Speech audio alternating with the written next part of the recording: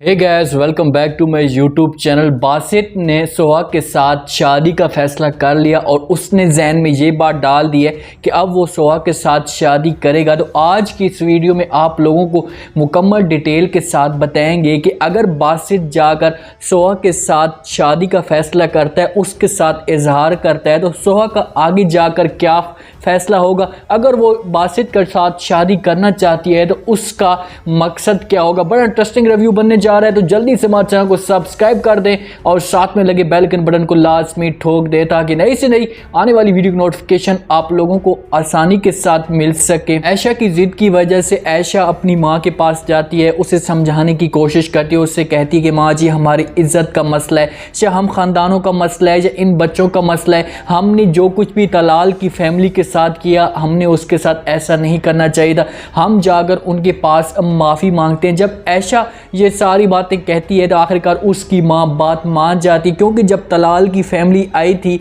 बानो के रिश्ते के लिए, तो वहाँ पर जो बानो की माँ होती है उन्होंने उनके साथ बड़ी बदतमीज़ी की थी। इस वजह से तलाल की फैमिली को बड़ा दुख था। आखिरकार वहाँ पर वो जाते हैं और जाकर तलाल की माँ के पास बैठ जाती है ऐशा की माँ। उससे कहती है कि हम लोगों के पास या गरीब लोगों के पास सिवाय इज़्ज़त के कुछ भी नहीं होता, और एक माँ जो बाप के बगैर अपनी बेटियों को पालती है वो उनको पता है कि वो किस मुश्किलात का सामना करना पड़ता है। ये सारी बातें उसके साथ कह रही होती है तलाल की माँ, ये बातें सुन रही होती है। तलाल की माँ के दिल के अंदर मज़ीद जो होती है वो नफ़रत बढ़ रही होती है। वहाँ पर उससे कहती है कि बस जो कुछ भी हुआ हम ये सब कुछ भूलना चाहते हैं, और मैं चाहती हूँ कि अब ये तलाल और बानो का जो रिश्ता है ये हो सके, इन दोनों की हम शादी करवा सके।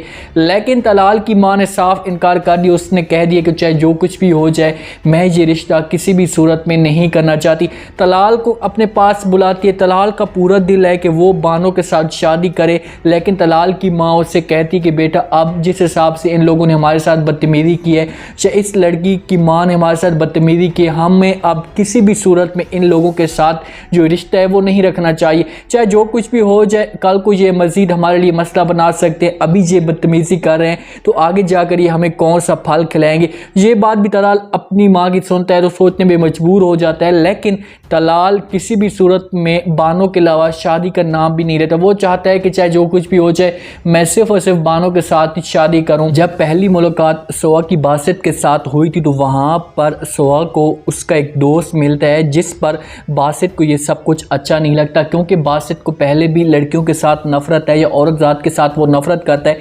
तो वहाँ पर बहुत ज़्यादा बासित नाराज़ होता है। सोहा उसकी जो नाराज़गी होती है वह पहचान जाती है। उससे कहती है कि बासित, जैसा तुम सोच रहे हो ऐसा कुछ भी नहीं है, मैं उन लड़कियों में से नहीं हूँ जैसा तुम समझ रहे हो। क्योंकि बासित सोहा को भी यही सोच रहा होता है, यही समझ रहा होता है कि ये भी बेवफा है। तो वहाँ पर बासित जब ये बात सुनता है तो सोहा को कहता है कि मुझे इस बात का कोई भी पता नहीं, लेकिन मैं इतना जानता हूँ कि आप किसी और मर्दों के साथ या किसी और के साथ मिलो, मुझे ये बिल्कुल भी पसंद नहीं है।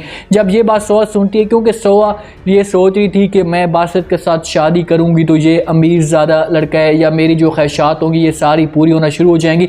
बासित का दोस्त बासित को समझाने की कोशिश करता है। पहले उससे पूछता है कि तुम्हारी जब सोहा के साथ मुलाकात हुई थी तो तुम दोनों की बात फाइनल हुई है नहीं, शादी की बात तय हुई है नहीं। तो बासित ये बात सुनते तो उससे कहता है कि यार, मैं शादी नहीं करना चाहता, या वो बेवफा है या वो किसी और के साथ ताल्लुक़ रखती है, तो मेरे लिए वो इम्पोर्टेंट नहीं है। तो जब ये बात उसका दोस्त सुनता है तो उसे समझाता है, उससे कहता है कि ठीक है, वो तुम्हारे लिए इम्पोर्टेंट नहीं है, लेकिन तुम्हारा शादी करना तुम्हारे लिए बहुत ज़्यादा अहम है। अगर तुम शादी नहीं करोगे तो लाजमी बात है तुम्हारे पास जितना भी बिजनेस होगा या जितना भी कारोबार होगा ये तुम्हारे हाथ में नहीं आएगा और तुमसे ये चलता जाएगा। जब बासित अपनी दोस्त की ये बातें सुनता जा रहा होता है तो उसके जहन में ऐसा बातें जो होती हैं वो बैठना शुरू कर देती हैं कि वो हर सूरत में अपनी कंपनी को या अपने बिजनेस को बचाना चाहता है। जितना भी वो जोर लगाता जा रहा है, आगे से उसकी सिर्फ और सिर्फ यही बात होती है कि जब तक कंपनी इसके नाम पर नहीं आएगी आगे ये जाकर कोई भी डील नहीं कर सकता।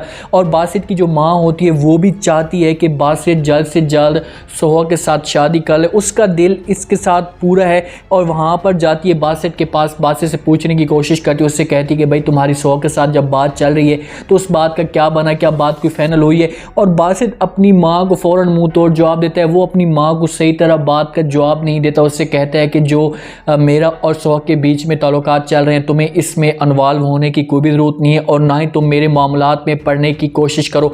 मैं जानूँ और सोहा जाने, मेरे और उसके बीच में जो बातें भी चल रही हैं मैं खुद ही जान सकता हूँ, तुम्हें यहाँ पर आने की कोई भी ज़रूरत नहीं। वो फ़ौरन अपनी माँ को साफ इनकार कर देता है। माँ उसकी बड़ी मायूस हो जाती है, क्योंकि माँ तो ये चाहती है कि मैं इस मामलात को जल्द से जल्द फाइनल करूँ और बासित की जल्द से जल्द शादी हो जाए। लेकिन बासित उससे अपनी जो खुशी होती है या कोई भी चीज़ होती है उससे बिल्कुल भी शरीक नहीं करता। दोस्त की कही हुई बातों पे आखिरकार बासित अमल करना शुरू कर देता है। फिर से सोहा के साथ मुलाकात इसकी होती है।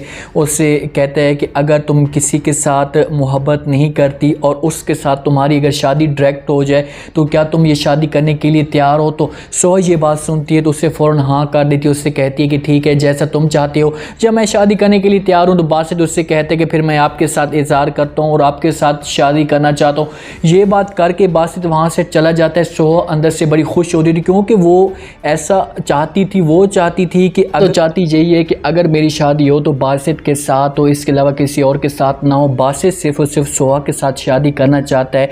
वो इस मकसद के लिए करना चाहता है कि वो अपनी कंपनी को बचा सके। उसका इसके साथ अंदर से कोई भी ऐसी इंटरेस्टिंग नहीं है या कोई भी इसके साथ ऐसी दिलचस्पी नहीं रखता कि वो इसके साथ मोहब्बत करता। वो ये चाहता है कि जल्द से जल्द मैं अपनी कंपनी को बचा सकूं या अपने कारोबार को बचा सकूं। उसके साथ भले बासित को छोड़ना पड़े तो मुझे किसी किस्म का कोई भी नुकसान नहीं होगा या मुझे किसी किस्म का कोई भी एतराज़ नहीं होगा। आगे जाकर स्टोरी बड़ी इंटरेस्टिंग बनती जा रही है, क्योंकि जिस हिसाब से बासित को फैक्ट्री अपनी जो बिज़नेस की पड़ी हुई है वो अनदेखे में ये सब कुछ फ़ैसला कर ले। और जब ये सोहा के साथ इसकी शादी की बात फाइनल हो जाएगी तो फिर उसके बाद आयशा के साथ बासित को मोहब्बत होगी, क्योंकि इन दोनों का अब आमना सामना भी हो चुका है। जब आयशा जाती है इंटरव्यू के लिए, भर्ती के लिए, तो वहाँ पर बासित भी आया हुआ होता है और बासित की हो सकता है कि कंपनी में इसका आमना सामना हो और वहाँ से ये इंटरव्यू दे, जब इसको जॉब मिले और ऐसा बासित को जाकर इसके साथ मोहब्बत हो और फिर जाकर बासित को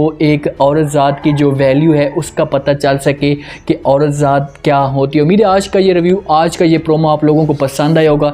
आपने कमेंट सेक्शन में राय लाजमी दिन में बताना है कि आपको क्या लगता है कि क्या जैसे जब बासित ने सोहा के साथ शादी का फ़ैसला किया या शादी का इजहार किया तो इस बात पे सोहा बासित की बात मानकर इसके साथ शादी कर पाएगी। कमेंट सेक्शन में राय लाजमी दें। अपना ख़ास ख्याल करें, दुआ में याद रखें। मुझे दीजिए इजाज़त। अल्लाह हाफ़िज़।